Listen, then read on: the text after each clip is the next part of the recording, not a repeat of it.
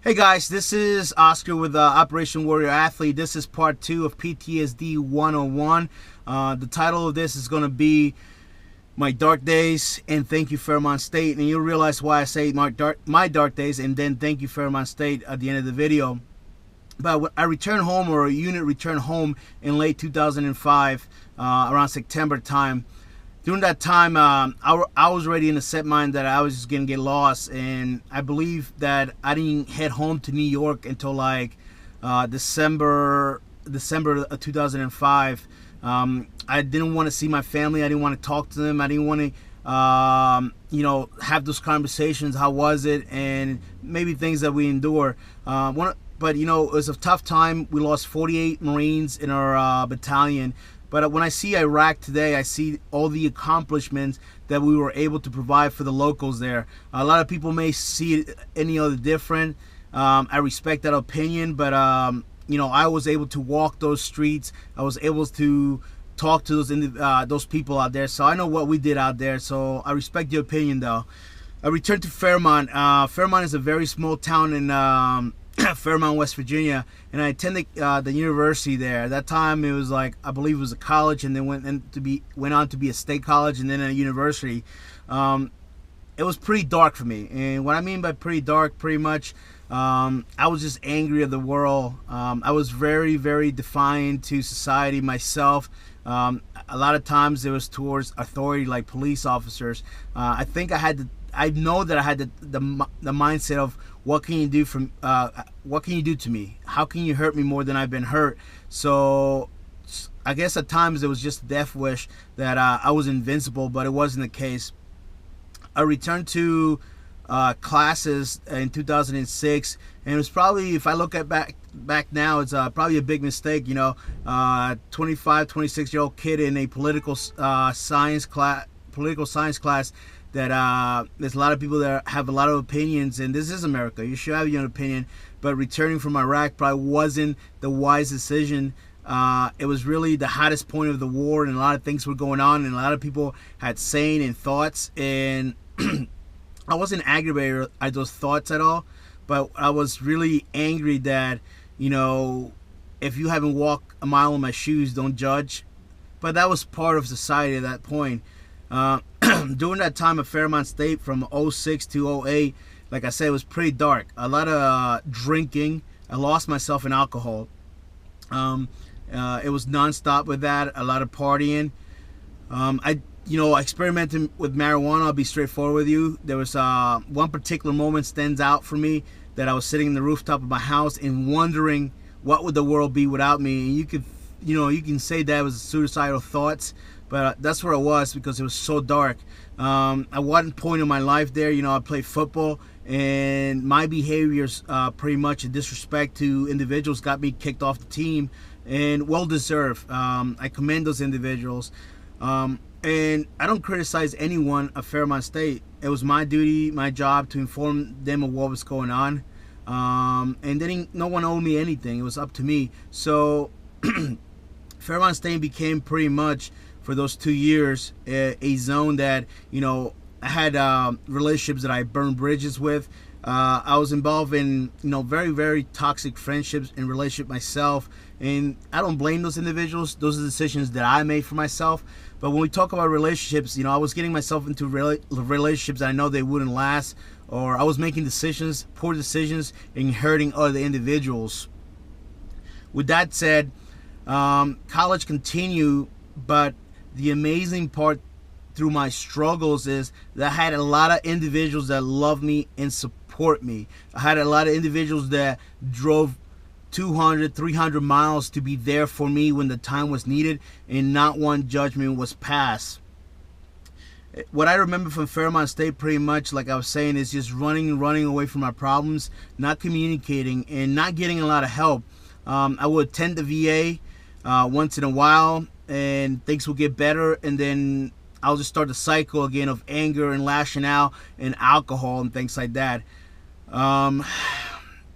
It was a very, very tough time, and as an individual, I really thought that what I was going through was part of college. I was just returning from Iraq. It was time to have fun, and this is what college kids do: get rowdy, have a good time, date, And you might get into some issues with authority in law enforcement, but it was part of it. So I didn't look at it as PTSD, and it didn't hit me at all until later on. So I can't sit here and tell you the Fairmont State didn't understand me.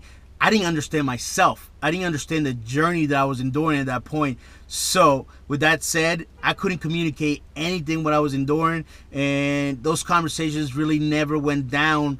As far as like, Oscar, what you've been through, let's talk about it. Because number one, I wasn't aware of what the hell was going on with me, and I wasn't aware of the steps that I needed to take, except for the times that I went to the VA, and I looked at the VA as just as an outlet, people that may understood me, or maybe if I got in trouble, I can use the military card. Let's be realistic here. I'm being honest with everybody. So there was a lot of failure in college for my part. The best thing I did was run out of there. In 2007 time frame, I requested for to test out of Spanish 101 and all those courses, because I really needed to get the hell out of there. I was hurting myself, and I was hurting all those around me, and I was really burning bridges. So I was able to test out some Spanish courses, and I had built up so many credits from criminal justice, and I ended up graduating in 2008. And I stuck around for about a year or so, and things continue to progress for the negative, but we'll talk about that part in part 3 of this video. But that was what Fairmont was about. Very dark. Insecurity has set in. Who am I? What is my goal in life? What am I able to do with myself? Where do I go from here? A lot of things like that. A lot of questions that I couldn't answer myself, but I couldn't, other people could not answer for myself. I had to figure out myself. With that said, doing this transition, I want to apologize to all those individuals that I burned bridges with. My hope is that you don't have to understand what I was enduring, but I want you to know that I apologize for those actions and my behaviors.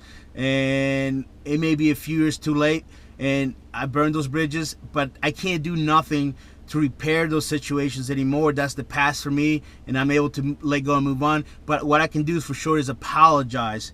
With that said, I say thank you, Fairmont State, because even though it was some dark days, there were some amazing individuals in my life at that time that provided some support and love and no judgment at all. And the first individual that I'm going to start with is Shannon Sage. Is a long-time friend from Greenport, New York. I've known her for 25 years plus. Always there, no judgment, a lot of love and care, and always there for me. No questions asked. So I want to thank you. I wouldn't be here if it wasn't for your love and support as well. Other people, and I did write this down, so this is the only script thing that I have for this video. So I didn't want to forget anybody. Amanda and Carl Dorr, I love you guys. Let's not get into why I want to thank you, but thank you, and thank you for being there, and thank you for the friendship that you still provide to this day. Tina Mascaro, thank you very much for providing me the opportunity to work for you and keep myself busy during that time, even though sometimes I created more problems than I should have. Pat, her husband, thank you for giving me that job once again. Those late nights that I couldn't sleep, I used those nights to work. Sometimes it got a little out of hand. For that, I apologize, but thank you. Sandra Ramirez, wow, fellow veteran, always there for me. No questions asked. Once again, amazing veteran, amazing human being. Brian Hobbs and Sammy Rogers from Phi Sigma Phi, and all those guys that were there for me. John Kroll as well. Thank you. Thank you for the love and support you provided. Thank you for not judging my character and not asking too many questions and being there for me. A big part of my college career was Katrina Hamilton. Thank you for everything that you provided, the love and care. And there's no way I would have graduated Fairmont State without your support and love. I hope everything's going well out there. And the biggest one is the Thompson family and kids. They're an amazing family that I was able to become friends with. All those individuals that were there for me during my dark days, I appreciate you. And to Fairmont State, thank you. And to any veterans struggling at Fairmont State, I'm here, and understand that it is a journey. You are going to burn some bridges. All you can do is apologize and be able to move on and better yourself.